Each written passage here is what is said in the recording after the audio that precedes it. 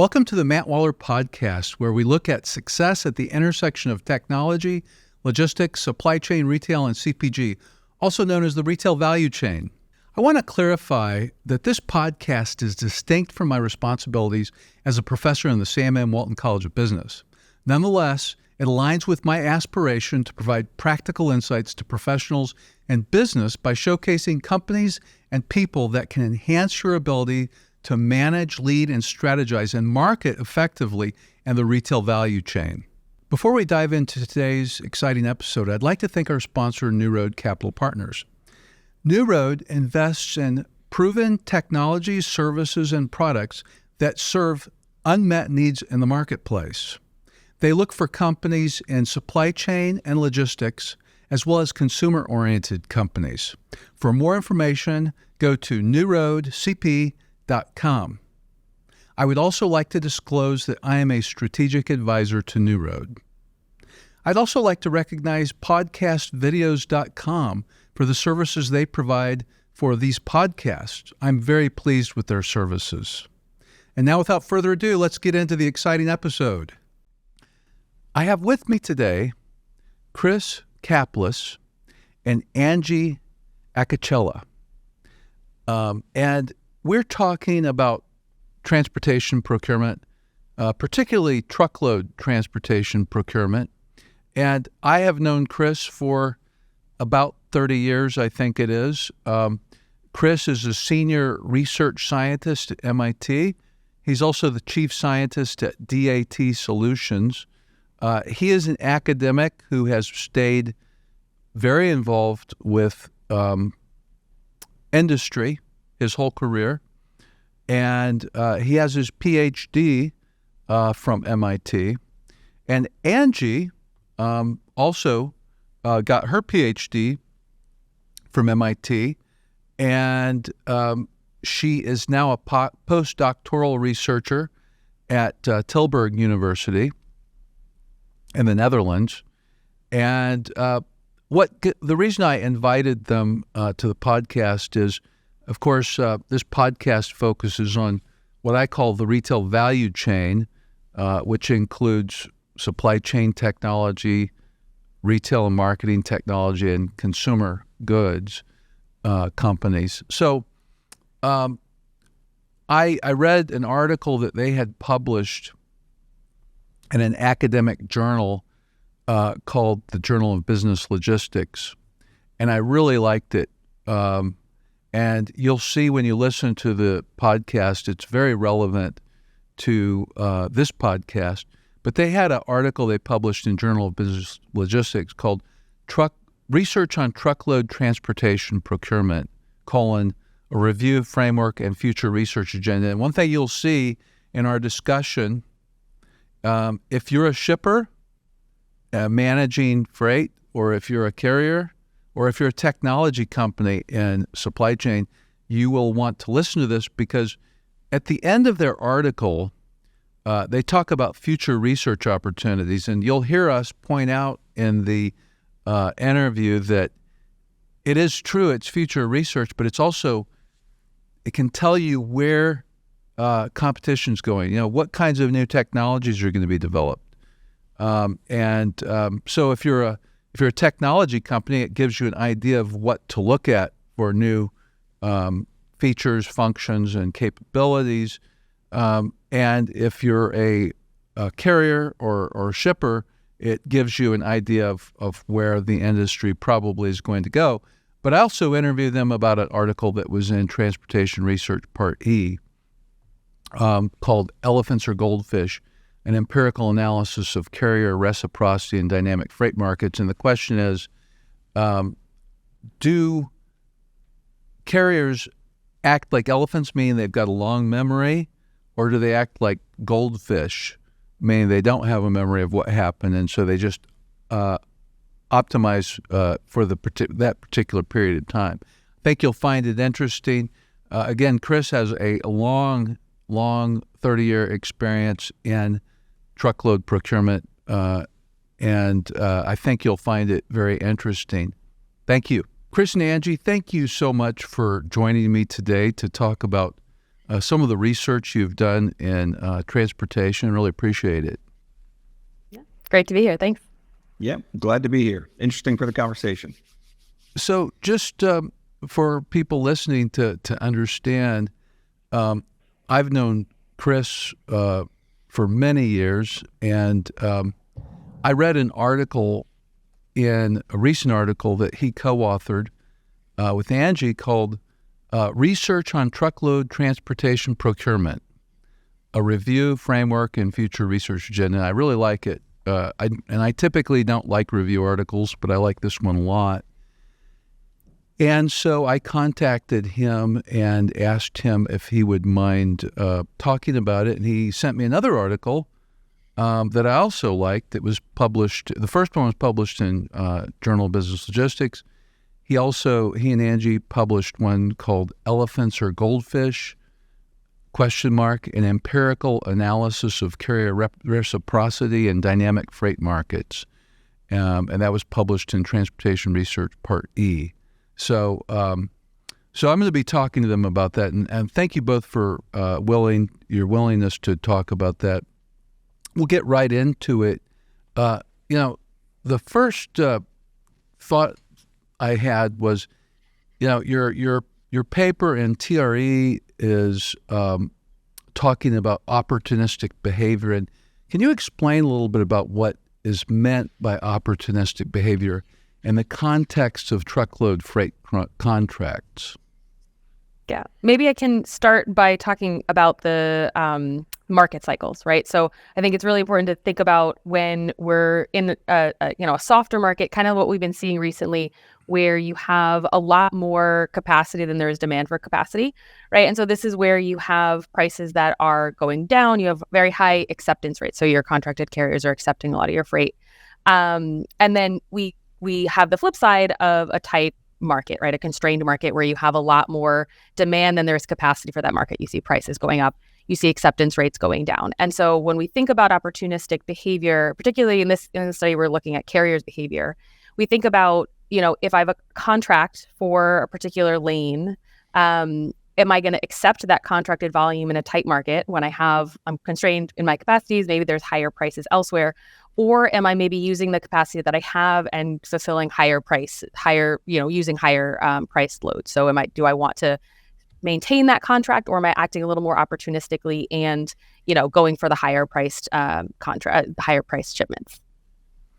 Yeah, so to add to Angie's point, everyone knows the truckload market moves through these cycles.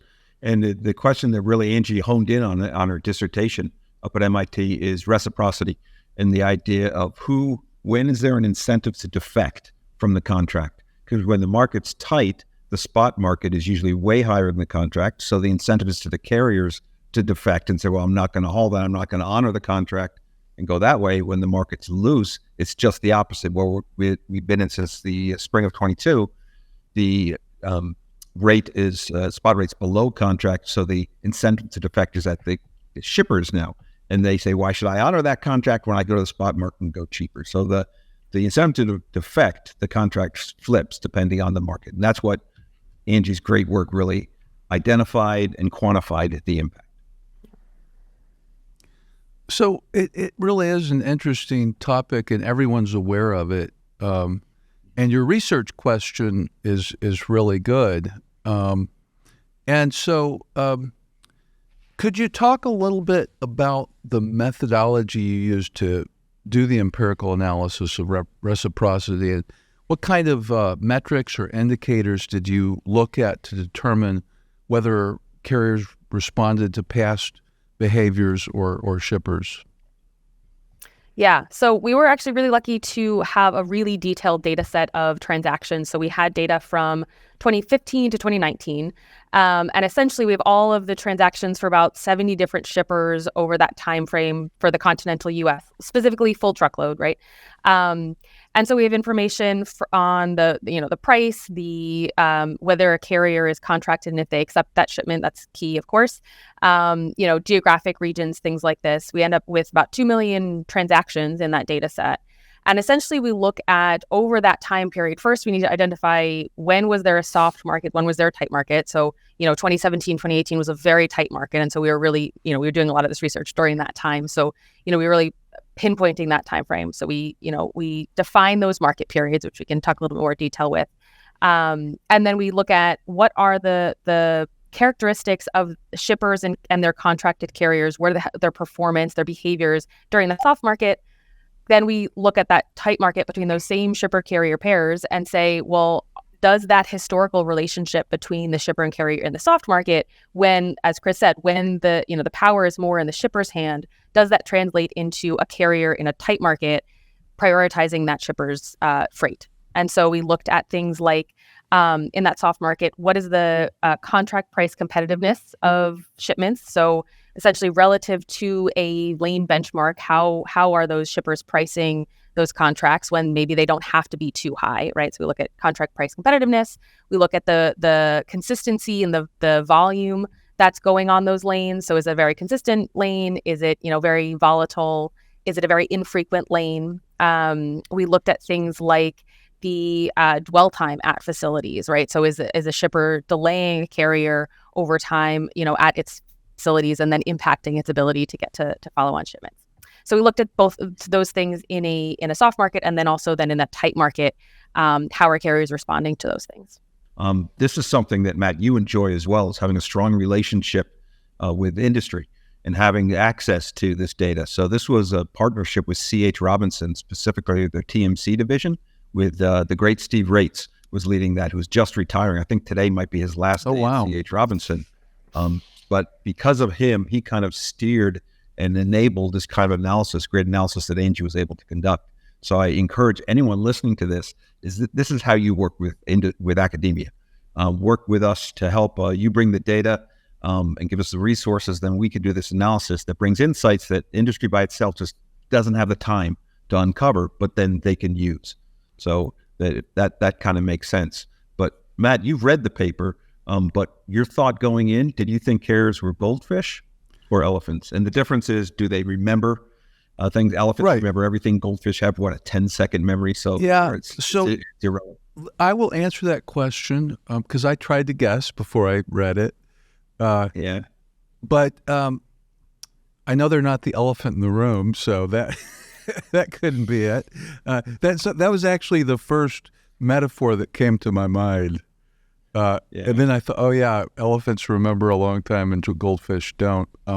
But let me ask you a quick question before we get into that. But a quick answer, and I'll explain why in a minute. Goldfish is what I expected. So, and I'll tell you why in a moment. Before I do, you mentioned something about industry and academia working together, and I'm glad you mentioned that, Chris. And you have been so good at that over the years. From the very beginning, I remember, because when you published a paper from your dissertation in Journal of Business Logistics, I don't remember the year, but it seems like it was around the mid-'90s. I read it and really liked it.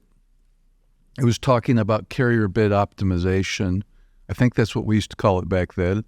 And I actually I taught a master's class called Logistics Modeling, and I used that paper. Oh, great! Because I thought, this is a long time ago, obviously, but it's hard to find good papers out there that are strong academically and extremely relevant at the same time. And I could have a whole conversation on this, academia, what it takes to get published, and and getting citations. You have cabals of researchers that cite each other, and therefore their H index goes up, but no one else reads it except for those H number of academics. And then I don't know any practitioners that read some of the most respected journals. I love some of these transportation science. They're great journals. No one reads it outside the small collection of researchers. You're right. And it seems like I would have estimated, seriously, back in the 90s, when I started as a professor in 93, And as you know, I've always been linked to industry and done research in collaboration with industry. And it's one of the reasons why I followed you. And but you're talking about professors citing one another. You see that more in some disciplines than others. I agree. I really got to see that clearly when I spent my 8 years as dean, because I was doing promotion and tenure review for all these 8. We have 8 academic departments in our college, and I saw, like, in finance they don't cite each other much. In information systems they go off the deep end on citing each other. Have you noticed that? Yeah, I think there should be a limit on the number of citations you're allowed to include in an article. Say 10. You can only do 10. Unless you're doing a review article, right? Oh, yeah. Then that's what the purpose of it is. Right. So instead of people doing the research themselves, they can look at our bibliography. Yeah, that's the goal. But your call that you made just here a minute ago is really good. And most of the people listening to this are practitioners, not academics. I think, at least that's been true up to now. And so you're right. I think that there's a growing number of academics who want to work with industry, and sometimes it's hard to get data. And so if industry collaborated with them a little more, it would probably solve this problem to a large degree. And I think it's certain areas. There's some people in, like, pure inventory that are tied to it. Like Sean Willems does stuff. Everything he does is with a company. But in my area and in Angie's area, Justin Miller does a lot of his stuff is all applied. Alex Scott down at where is he now? Tennessee, yeah. Very much applied. And so I think there's a pocket of this out there, but then there's a lot of stuff, where it's just. That's right. And for a different audience. For those listening, Jason Miller is at Michigan State. And I'll tell you, Chris, the only person I look at their post every day on LinkedIn is Jason Miller. And he posts every day. And it's great, isn't it? Yeah. Yeah. Good stuff. Angie, you were listening. Better than his posts is his mustache. Yes, I love that. I was going to add that, it's okay. I was going to add that, one of also the benefits of working with companies for hopefully for them, but for us as well, it's partially our responsibility as the researchers, one, to get the papers out there, but, Jason's really good at this, at then also creating, publications that are digestible by industry, right? So that's what some of the fun part for us as well is, these types of podcasts or LinkedIn posts or blog posts, there's so much more that can be done with research that's sponsored by or partnered with industry. And it's part of our responsibility to kind of help get that out there. Well, I'm glad you're doing that. And again, I think it's one of the reasons I enjoyed reading your article. But right now, in fact, I'm doing some research on omni-channel retail supply chain management. And so I did a literature review, and I'm co-authoring with 3 other faculty members who are wonderful people that are very involved in industry. And we identified the journals that needed to be included. And I took one of the journals of it, and it's a top journal. And they actually had a large number of publications on omnichannel, surprisingly. I was surprised how many of them use strictly analytical models. Assume there's homogeneous buyers, right? Whatever, and a linear decreasing demand function, and on. And they get counterintuitive results, right? Which is desired many times.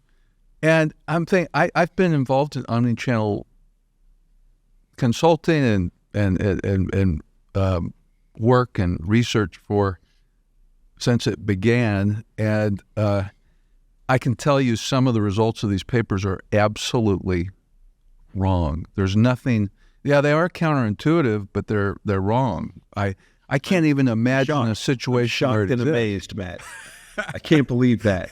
So we joke that it's a lot of these papers are Trojan horse. They use trucking as a Trojan horse.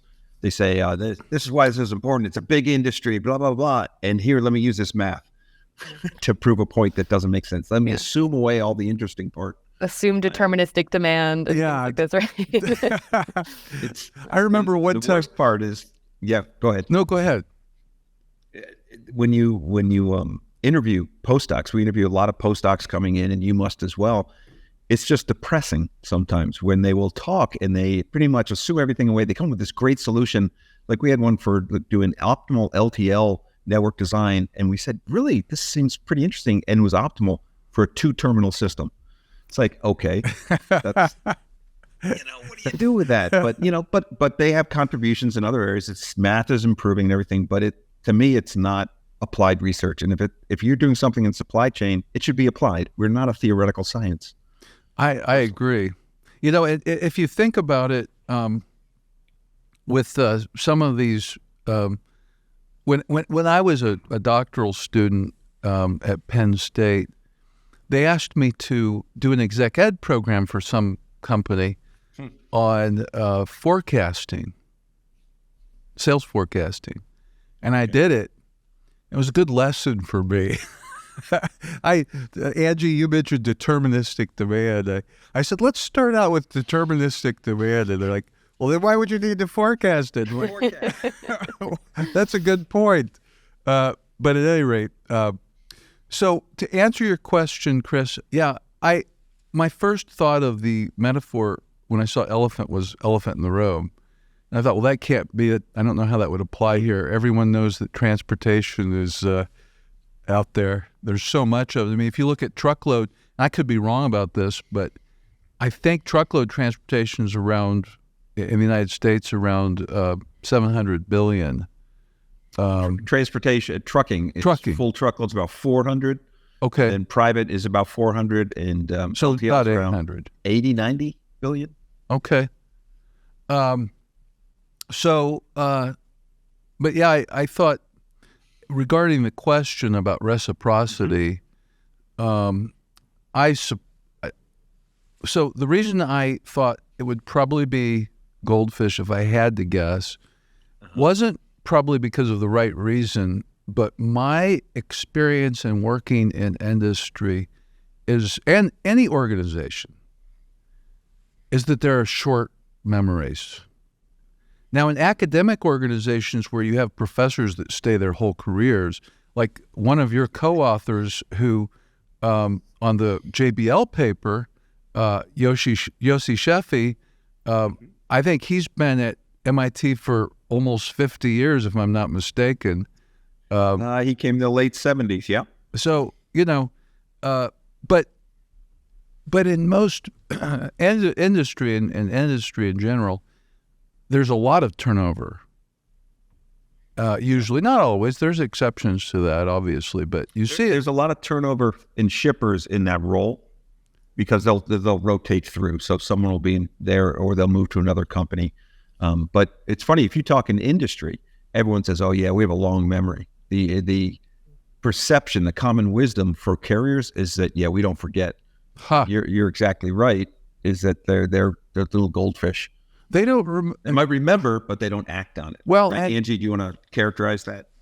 Yeah, sure. Yeah. So, I mean, that was also some of the motivation of this study was, there's a lot of conversation around this. Let's put some numbers to it. Right. And so, we were looking at, is in that tight market, are carriers responding? Are they prioritizing shippers that had behaved better in the past? Turns out they're not. Right. But the way that we're understanding and explaining it is that, it's not that they're not prioritizing a shipper's good behavior. It's really that they're focusing on what are they currently doing in this current market condition. Because the reality is they are capacity constrained. They have businesses to run, right? So they're looking for shippers and saying, okay, if you have good performance now in this tight market, I'll work with you. So it's not saying, shippers shouldn't care about the relationship. It's just that the reality is carriers have constraints, capacity constraints and business constraints. They can't afford to be elephants. Yeah, absolutely. But the real interesting question is, what about shippers? Yeah. Are they elephants or are they goldfish? I would have guessed they're goldfish. We don't know yet because Angie hasn't finished that work. It's all lacking off, finishing up dissertation and doing your... I had some other papers that came out too. So, I still think I understand, right? I don't know what their memory actually is, but when you look at companies these companies will try the same things over and over and fail. I've seen this in inventory management in particular, which is a little more where I'm involved. Right. But in inventory management, you see cycles of companies trying to implement things that have already been tried and failed, like using a DRP approach to store item inventory management. But there's a bunch of examples of this, and now there's all these companies coming out saying, well, we have AI, and you can't, I don't care what you have, you can't forecast demand for Head & Shoulders shampoo at one particular store for one particular day. Doesn't matter how much AI you have, but you see these kind of situations where companies are. And also I think sometimes consultants will repackage things. Like taking some of the quality management, repackaging it as re-engineering, and then repackage it. They keep repackaging it as a million different things. I'm shocked. I'm shocked and amazed that happens. That's where the term 4PL came from, right? Because people already had a 3PL. Let's make and I'm waiting for 5PL. We'll just say NPL in general. NPL. PL plus one. There you go.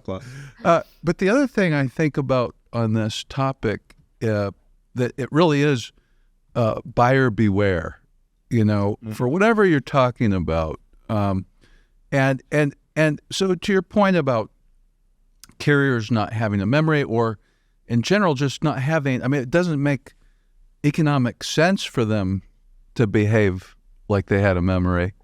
Right. Only a grudge rarely benefits. Yeah. And if you think about it, there's no way they can guarantee that they're going to have capacity in the right place at the right time based on a contract that they were awarded. It's just not possible. So going back to and bringing in the larger paper, one of the reasons why we wanted to do this is one where I've been working in this area a long time, and Angie's just getting into it, and it's great. We wanted to kind of tie things together. But the paper that you referred to that I wrote back in the 90s based on my dissertation using combinatorial optimization for truckload procurement, one of the things that made me want to do this review is because people still quote that and use that as a model to go deeper and refine the models. When in fact, what I've discovered over the last 10 years is that I was dead wrong and that it doesn't work. Combinatorial auctions for getting economies of scope in truckload procurement fails. No one uses it. I actually did a study and saw that shippers rarely use it, even though it's in the tools, Jagger and all those other tools, great tools, good math. They rarely use it. When they do use it, most carriers don't reply back with package bids. And if they do reply with package bids, they tend not to win. And if they do win, it never materializes. And so the flaw that I had, that my whole dissertation was based on, was that everything was deterministic. And once you do this strategic plan, you put it in place and boom, you're done. When in fact, there's so much variability and dynamicism for the underlying for truckload procurement that it just failed miserably. And so it was a very humbling experience. And that's why I wanted to restate. But I still get asked to referee journal articles that come in and assume that once you have a strategic plan that it works, and what they focus on is some little piece of the algorithm to make it that much more optimal in planning. So that was kind of the reason why we kind of did this, and Angie just kind of brought it all together under one unified I want to come back. It all came from my mistake. I want to come back to that, but it was an important mistake. Actually, it had to be done. I own that. I own that mistake. It's a lesson for PhD students, right? That their dissertation doesn't have to change the world. Well, I think his dissertation did make a big change, but we have to do the best we can with what we have. Sure. And over time, it builds on it, and you come up. In reading and in a little bit, I want to get to your future research section, because you do talk about uncertainty, which I was happy to see. But before we do, back to your point about the optimization piece. So back and you may not remember this, Chris, but I started a company called Mercari Technologies back in the 90s and went through, 3 rounds of venture capital. And but, we built, my idea was let's optimize the shelf layout, taking into account things like case pack quantity, inventory carrying cost, expected number of units out of stock over a replenishment period, et cetera, right? And that's what I built. And so my idea was that a supplier and a buyer could, we had the first rendering of a retail shelf over the internet because the World Wide Web had just came out, and we created a rendering of that to where, a buyer and a seller could collaborate and see what happens when they make changes and re-optimize. That part turned out to be more valuable than the optimization. Nobody used the optimization, and well, some did actually. There were situations where they used it, but I remember I went to talk to a partner. One of the New Road Capital Partners founders is a guy named Doug Dane. He used to be the chief merchandising officer at Walmart, and I don't know what year it was. I want to think it was 98 or something like that. I went to him with this. We had a half-hour meeting set up that lasted 5 minutes, and he said, "Matt, I would not let a black box lay out the shelf for me." And now I really understand why. So to your point, Chris, right? But I think these kinds of things are important to advance knowledge. Oh, absolutely. Because you don't know where the benefit's going to be. So the real benefit, using optimization in procurement makes a ton of sense, but not for the reasons we developed it. I developed it because you want to lock in these package bids, combination bids and everything, but it's really good at forcing side constraints, which you couldn't do before with an auction by itself. So it's not a pure auction, but you can have these side constraints, and also with the objective function, you can favor or disfavor non-financial factors. So it's a huge benefit. And just like what you described, the benefit was rendering over the web. The benefit for this was really in bringing optimization into procurement. Just like Slack, everyone used the software Slack. That came from gaming. It was the gaming tool. The game failed, but the tool they used to develop it became Slack. So the unintended benefits are something you never know where it's going to come from. Well, that's such a good point. And we see this in so many different industries. And so I guess because a lot of early stage technology companies listen to this, it's an important lesson to know that this is why you don't just give up or keep pushing something that's not doing. You just need to change directions a little bit and do what customers really want. So Angi, I liked your research and the research you and Chris did on elephants and goldfish, and I know you're going to be looking next at shippers, but what else would you like to tell us about that we haven't covered? Yeah, I think the main thing is, what can shippers do about this, right? So and especially as we're going into potentially a tighter market sometime in the next few quarters, right? And the way I position it is, yes, we typically run an annual bid and, you want to lock in a price.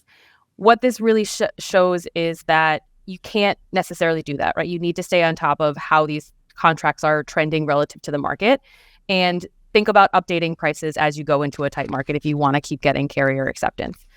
So that's kind of the main takeaway. It's not necessarily that relationships are not important, but you also can't just be setting prices and forgetting about them. That's great. So when is your research on the shippers going to be finished? That's a question Angi, you should not be asking. She decided to finish and get a dissertation instead of doing that.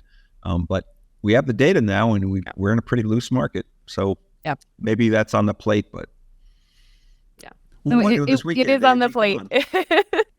So we know that carriers behave as goldfish, and you have the data to find out if shippers act as carriers or goldfish.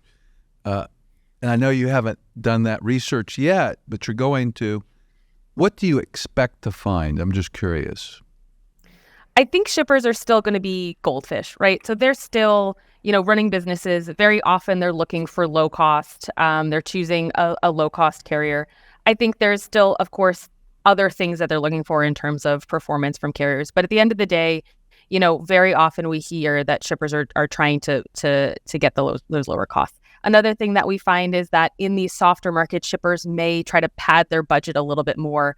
And so there may be some kind of gamification of the process that I would be interested in looking into. I will disagree with Angie on this. I think they will be more elephantish, not pure, but I think because they can behave differently than carriers. Carriers can't. It's a buyer-supplier relationship. So suppliers can't really pick their buyers, but buyers can sure pick their suppliers. And so the whole idea is they could just drop the carrier. So I think it's a different idea of reciprocity, right? So that shipper could say, you know what, that carrier screwed me over. I'm just not going to use them because there's so many fish in the sea. There were 200,000+ truckload carriers, and of those, even 10,000 that are of substance. So I think they'll be more elephanty. But I would say that's even more of a myopic kind of behavior, right? So if they're seeing that carriers are not performing, then they're still being kind of in the moment making decisions. So yeah, I think we'll let the data decide. Yeah. So the question is, do they reciprocate by not even using those carriers anymore? That's true. Yeah. Is it pricing? Is it business? Yeah. Yeah, that's true. I anticipate, based on my experience, that one other variable that might affect how shippers behave, whether they're elephants or goldfish, is how the percentage of the total cost that transportation represents.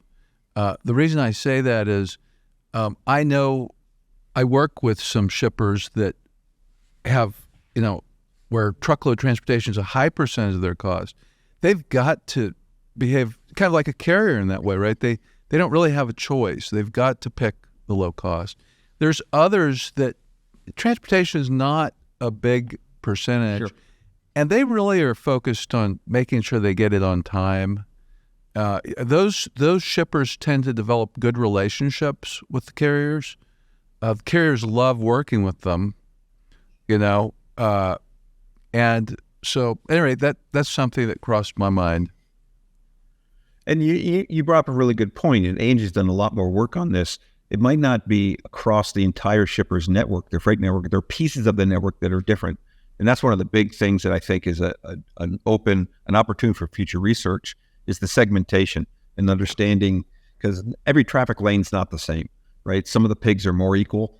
And so if you look at some lanes that are high volume, like Walmart, DC to store and all that, that is such high volume, they're going to use their own fleet.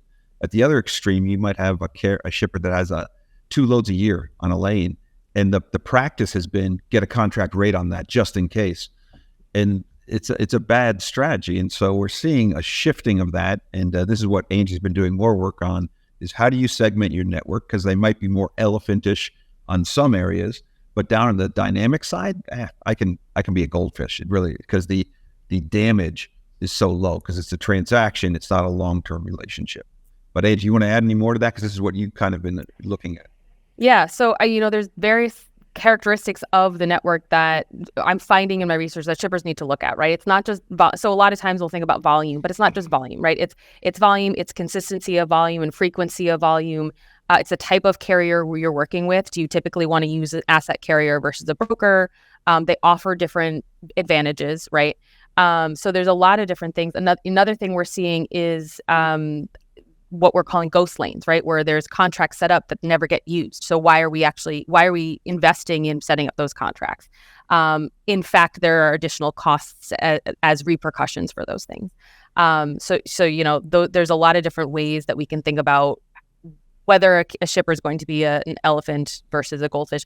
Another thing is also, a limitation of potential future research. So I have great data in that I have a good sense of the shipper's network, right? But what I don't see is the whole carrier's network.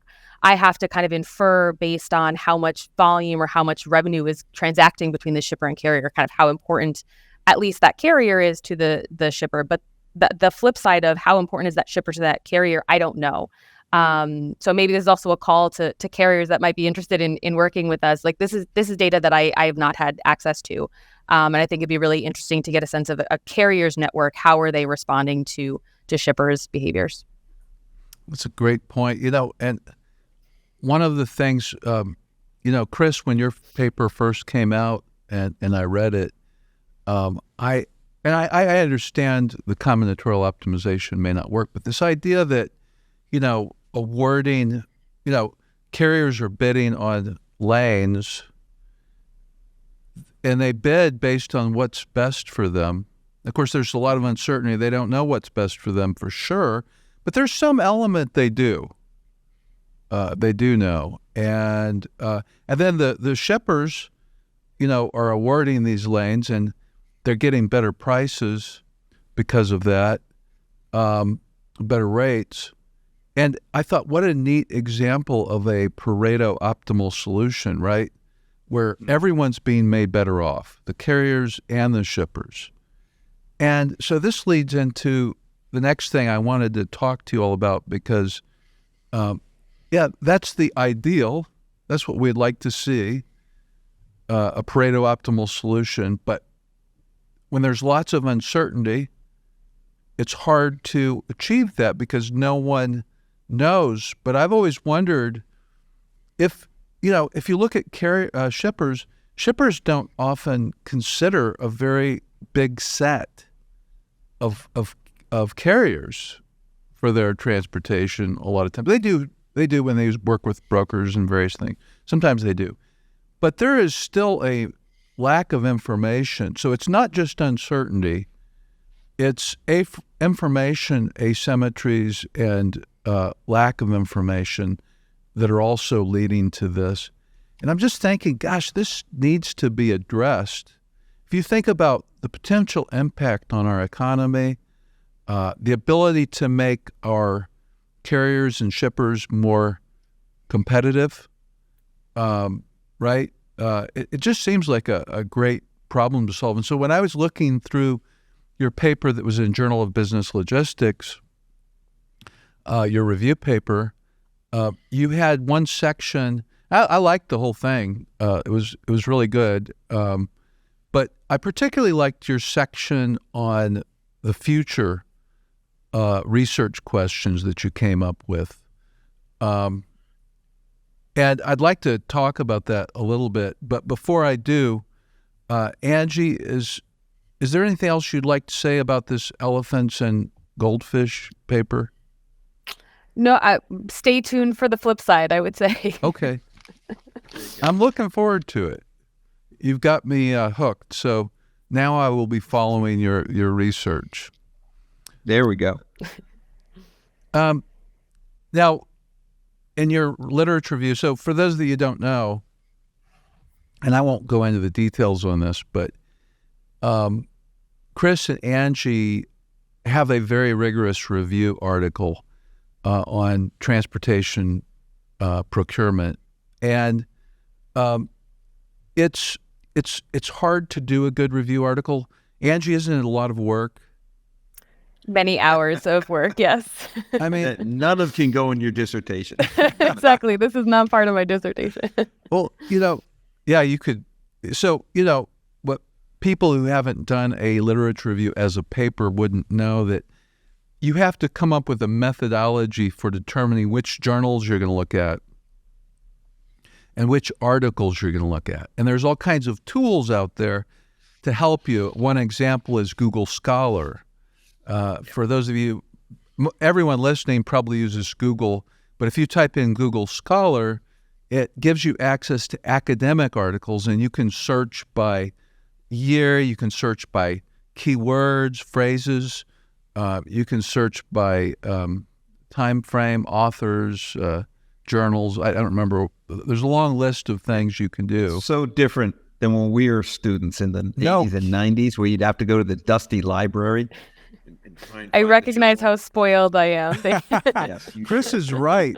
I mean, what we used to have to go to the libraries and just look through the journals page after page. It was terrible. It's still So now that part's easier, but there's 100 times more articles out there. So you've got more volume to come through. So you have to have a systematic approach to figure out which articles to include. And then you have to go through the articles, and it gets hard because some of the articles aren't very good and they're hard to read and skim. And then the other articles are great and you can get caught up in them to where you spend too much time reading the articles that are fun to read. So Angie, could you tell us a little bit about how you did that? Yeah, and I will also say, maybe before I get into the details, one thing that we find is also in this field, so we're specifically looking at truckload transportation procurement, right? So first you have to also scope, what are you actually looking for, right? So we're not looking at routing, we're not looking at sustainability, those types of things. One thing that we find is that this type of research comes from many different fields, right? So you can't just look at the traditional transportation journals. You can't just look at operations journals, right? We have, economics, we have law, policy, right? So that's also an additional challenge here. And so what we did is we came up with, or we didn't come up with, but there are lists of journals, kind of top journals in certain fields, right? So there's a set for the economics field, there's supply chain and transportation. And so essentially we identified what are the top journals or lists of journals that we should start with, right? So then as you said, in Google Scholar, you can also search by only look in this particular journal. And so we came up with that list of journals and a set of keywords related to truckload transportation and procurement, buyer-supplier relationships, things like this. And then, just did a massive search in Google based on these journals. And then we kind of also took an iterative approach. So, maybe we find in one of those really good articles that there's a paper that's cited that's not part of one of those journals, but it looks like it's high quality. It touches on the topics that we're looking in. And so then we can go back, look at that paper and include it if it has some criteria based on, again, topic, but also quality.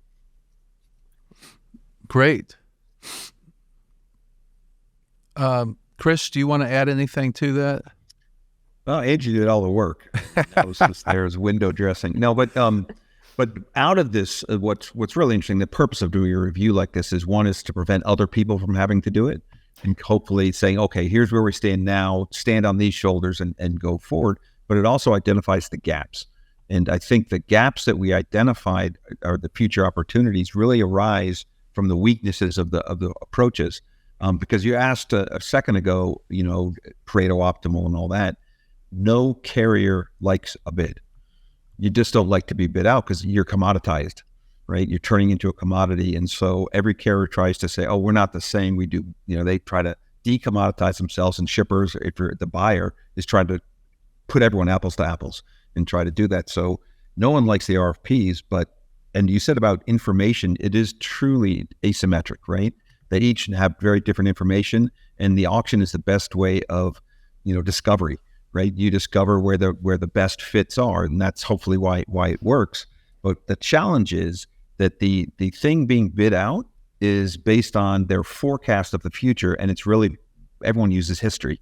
And so the idea, if I give a lot of detailed information, that's overfitting on the past. And it doesn't mean the future is going to be that. Because I've seen some bids or procurement events where they give day of week of year, exact detailed. But what we're finding now as we look at longitudinal studies, 50% of the lanes that have less than 6 loads a year on it don't show up again. So you're mapping really tightly in this, you're setting up a strategy on something that's ephemeral and is going to change in a lot of cases. And so that's kind of the opportunity we see for the future, is that don't put all your expertise in the strategic planning. Bill Dreiger, when he was at Uber Freight, had this phrase that, execution trumps strategy. It dominates. And I agree with that 100%, because it used to be when we were there, you optimize up here in the strategy because that's the only place you could do it. And now we're seeing much more smartness, expertise in the execution. And that's where we're kind of saying you need to move down that pipeline to execution. That's where you need to be dynamic and do your optimization. Excellent. Yeah, that's a great description. And, to your point, that's why I wanted to talk a little bit about the gaps that you identified, the future, because you you pose this as future research, and I think that you should because it's an academic article. But Sure. the other side of it is it shows where there's opportunity for entrepreneurial activity. Absolutely. Right? And so for those of you listening to this, one of the benefits of being familiar with a review article in the area you're doing business in is because it gives you a window into one, what's probably going to come out in the future. Two, what your competitors are going to probably start working on. And three, what are your biggest opportunities here? So we're, again, Angie and Chris posed this as future research, but I think that it's more than that. I agree. And so Angie spent the last 2 years in Europe, and I'm curious, Angie, what are you seeing for the opportunities? Because you've been talking about this. You're working with companies over there. Yeah. What do you see as the big opportunities in Europe? And then I'll respond what I'm seeing in the U.S. Yeah. So a big thing we're seeing is in this kind of digitization space, digital logistics platforms, matching, things like this. There's a lot of money pouring into it. There's a lot of identifying potential efficiencies that can be gained, right? So and that's at all levels. That's not, this research, and a lot of my research is focused on truckload, but at at ports, right? So I'm working with some of the ports here. So just on handling containers, but documentation, can we get companies more into the digital space? So that's one of the big ones that I see. And then also, I think the U.S. is a little bit more advanced than Europe in terms of having good benchmark pricing. So a lot of the companies that I work with also don't really know how to price well because there's not, at least at this point, a lot of information about, what are benchmark prices for certain corridors. I would say those are the two big ones that come up a lot for opportunities for, practitioners as well. So let me respond to that because I'm also, in addition to being at MIT, I'm also a DAT chief scientist. They bought Chainalytics, which we pioneered the benchmarking of the U.S. truckload rates, and it's pretty big now. We used to have European operations, but we found, nothing against Europeans, love it, they are just really cheap. We could not get a benchmarking service sustainable over there. We tried for 3 years, and it was so hard. And it's such an interesting market because, it's the EU, but talk about all the drivers come from Poland, right? And every country puts up barriers, even though it's one big union. There's all these different things that we don't have in the U.S. And, Texas doesn't keep drivers from Florida out. So it's a different kind of dynamic. But in the U.S., the big thing that I'm seeing is two big things. One is the portfolio. Shippers are starting recognizing that, you need to have a portfolio of relationships. And that's why brokers, when I started in the industry in the 90s, broker was a 4-letter word. No one wanted to use a broker. They were the carrier of last resort. Now they see where they fit in. They fit in a niche for those sparse lanes and that long tail of carriers. It's a perfect match there. But the other thing that I'm seeing is the use of dynamic contracts, because we've been throwing around the term contract rates and everything. And if you're not in this industry, you think a contract's a contract, but truckload contracts are a little different. They're binding in price, but not in the volume the shipper guarantees or the capacity the carrier guarantees. There's wiggle room. It's the only industry, Matt, maybe you know another, where adherence to contract is a service metric. It's not violating a contract. It's like a metric, like on time for level of service. So it's different. And so what I'm seeing is there are more dynamic contracts that are saying, okay, we won't set the price. We'll have the price tied to an index. Maybe it's every day it changes. And then I'll be on the constant guardrails around that. So I don't need to have a set price ahead of time. Maybe I can have a dynamic contract that's dynamic in terms of the capacity provided day to day and the price that's provided day to day. I don't need to set the price for a year out. And I'm seeing that for some of the lanes. Again, that goes to the portfolio where you go from dedicated, traditional contract, dynamic contract, pure spot, and maybe some nuances in between. So that's where I see the real development going and the real opportunity. You mentioned time to start up a company, Matt. No kidding. Do it. Just give me some of that money. Give me some investment money. We'll do something amazing. You're right. That is a big opportunity. You mentioned Chainalytics, and of course, it's a small world out there.